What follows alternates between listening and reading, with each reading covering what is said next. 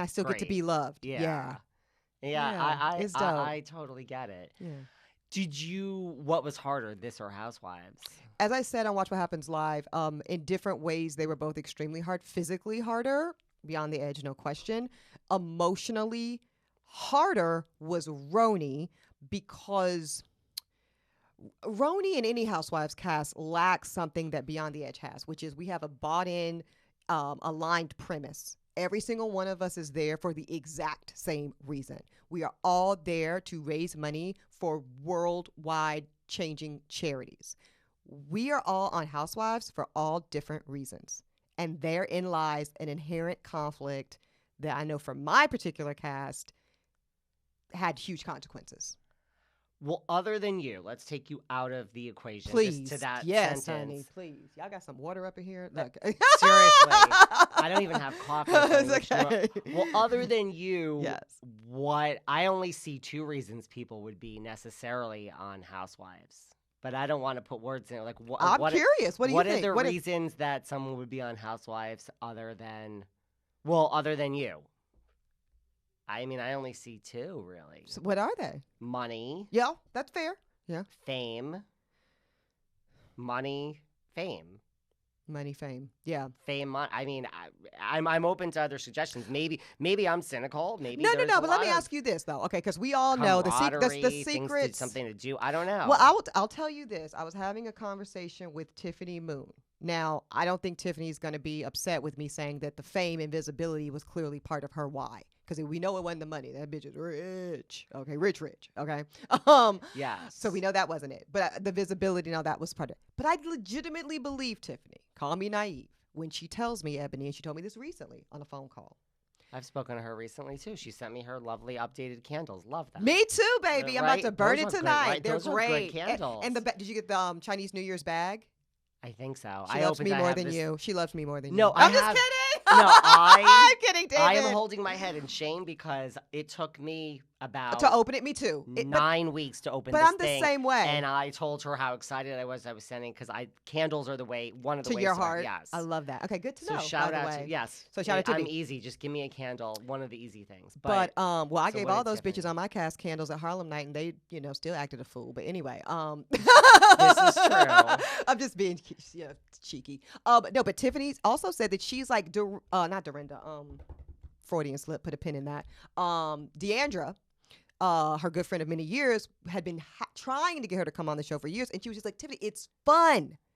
It is fun. And Tiffany, look at her life at that point, right? Anesthesiologist, working 20-hour days most of the week, 2 screaming kids at home, lovely husband, but, marriage. And so she was like, I could use some fucking fun, some girls trips, some glamour. And I think that was absolutely part of her why. And as we all saw, she got none of that.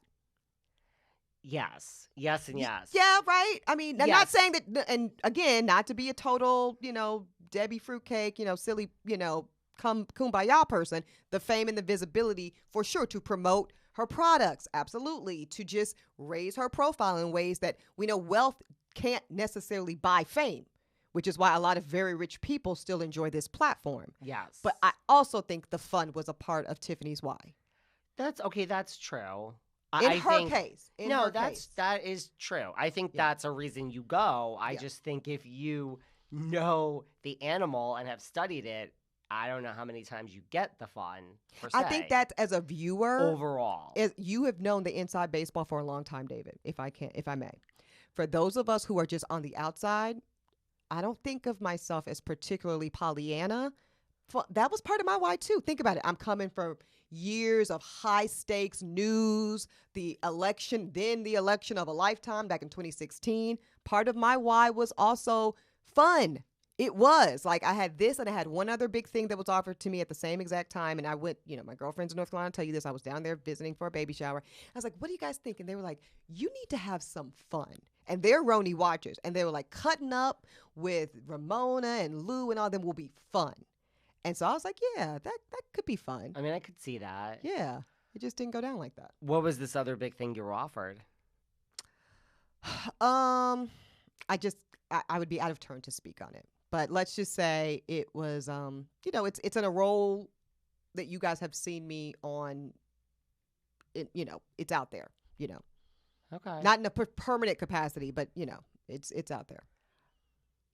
Do you have any regrets? No, not at all. Not at all. Because I just don't live like that. I'm very much a believer in God and believer in divine pathway. And I still stand by, you know, I think it came out today, a piece. I had an interview with Page Six where I talked about what I truly believe was, you know, the necessity of me to be on RHONY season 13. Whether you liked it, you didn't like it, you hated it, you cringe watched it, you hate watched it, you didn't watch it at all. I really don't give a damn. You know, progress requires struggle. And I think everybody can agree, for whatever your reasons, that RHONY needed some progress in some way, that it had gotten a little stuck. And so if you're going to unstick an iconic thing, you know, you might encounter some struggle along the way. And I think that's what season 13 was. Did you learn what did you learn about yourself from RHONY from season 13? A lot. That I was really out of practice with socializing with people outside of my own cherry-picked social circle, you know, and I think that is a product of the times. I think that's a product of social media. You know, like we all kind of live in our echo chambers to some extent. So if I wasn't at work, a la Fox News or CNN or wherever I was working, my folks kind of think and function like me. So to like be thrown first week of filming into Ramona's house, you know, on her turf, literally in the Hamptons, with not just women who are not Black, but women who have their own organic relationship, 20 years older than me, and a particular kind of New York energy. Yeah, I was out of practice, but now I'm in practice. So you're in practice now. Well, I also think that you learned, and I don't want to put words in your mouth. I think that you learned that you won't, and this is kind of what we talked about in this other episode, which everyone will hear, like, you won't compromise the things that you believe in or stand for anything, TV really. Yeah. Whatever. No, I won't. I guess I wouldn't say I learned that, because that part I knew going in. Like, and that's why, like, one of the critiques, or at least commentaries that I've heard out there is like, you know, I enjoy Eboni. I think I'll like Eboni. She just came on a little much for a season 1 housewife, and the preference would have been to kind of ease into it, a la like maybe what they felt Garcelle did her first season of Real Housewives of Beverly Hills.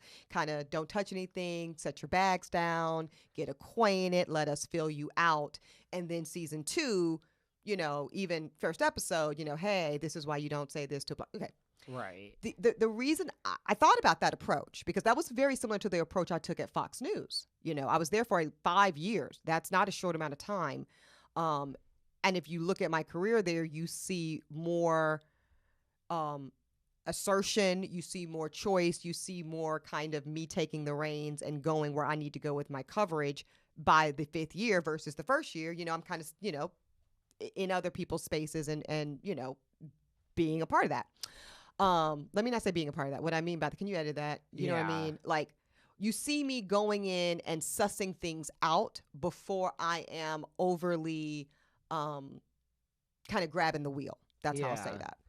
The reason I didn't do that for RHONY season 13 is because, you know, I know enough about Housewives, David. Nothing's promised in the world of Housewives. Nothing. And nothing's promised in life.